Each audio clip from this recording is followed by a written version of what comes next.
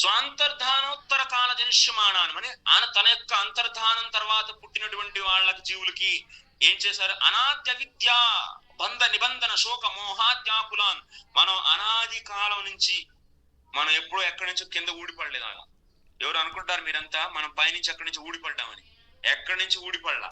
అనాది అవిద్యాబంధ నిబంధన శోకమోహాద్యాకులాన్. అనాది కాలం నుంచి అవిద్య ద్వారా మనం బంధితులు అయ్యాం ఈ యొక్క సంసారంలో.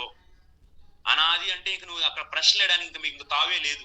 ఇక అనాది అంటే ఇక ఆ రోజు ఏం జరిగింది, ఏ రోజు లేదు, బిగినింగ్ లేదు. ఇంకా ఇక నువ్వు బిగినింగ్ ఏంటి, ఎలా ఇక్కడ బిగినింగ్ ఏ రోజున? మరి ఈ జీవులు ఈ ప్రపంచంలో ఎందుకు పెట్టారు? ఈ భౌతిక ప్రపంచంలో ఎందుకు పెట్టబడింది? కొన్ని జీవులను ఆధ్యాత్మిక జగత్తులు ఎందుకు పెట్టారు? పెట్టడం అంటే నువ్వు అనాదిని ఆది చేసేస్తున్నావు. కాబట్టి ఇక అనాది అనేటువంటి శబ్దానికి అర్థం ఏంటి? ఇక అనాది శబ్దం అంటే నువ్వు క్వశ్చన్ వేయడానికి ఇంకా అక్కడ ఏమి లేదు. ఇక అనాది కాలం నుంచి ఈ యొక్క జీవులు అవిద్య వల్ల ఈ యొక్క సంసారంలో పడి శోకమోహాలతో వ్యాకులాన్ని పొందుతున్నాయి, బాధల్ని కష్టాలని పొందుతున్నాయి. అలాంటి జీవుల్ని ఉద్ధారం చేయడం కోసం, అలాంటి జీవులను ఉద్ధరించడం కోసం మళ్ళీ శాస్త్రాల్లో చెప్పబడినటువంటి అంటే మునుల ద్వారా పాడబడినటువంటి భగవంతుడి యొక్క యశస్సుని ధారణ చేయడం కోసం ఏంటి? మునుల ద్వారా పాడబడినటువంటి భగవంతుడి యొక్క యశని ధారణ చేయడం కోసం ఏం చేశారు ఆయన? కృష్ణుడు ఏం చేశారు? తన రాబోయే జీవుల కోసం ఏం చేశారు? తన యొక్క మిత్రుడు, తన యొక్క ప్రియ మిత్రుడు ఎవరు? అర్జునుడు.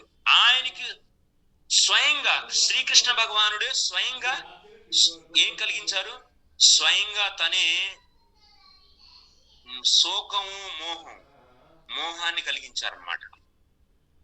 యాక్చువల్గా అర్జునుడు సాక్షాత్ ఎవరు? నరుడవి భగవంతుడి యొక్క సహచరుడు.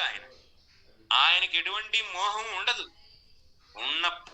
కానీ మనకు భగవద్గీతని ఇవ్వడం కోసం అర్జునుడికి, తన మిత్రుడు, ప్రియమిత్రుడు అయినటువంటి అర్జునుడికి మోహాన్ని కలిగించి, ఆ మోహం ద్వారా అర్జునుడు ప్రశ్నలు అడిగితే ఆ ప్రశ్నలకి ఉత్తరాలు ఇస్తూ తద్వారా ఆయన ఏం చేశారు?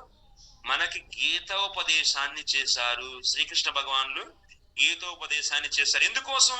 తను వెళ్ళిన తరువాత రాబోయేటువంటి మన కోసం, తను అంతర్ధానం అయిపోయిన తర్వాత రాబోయేటువంటి జీవుల కోసం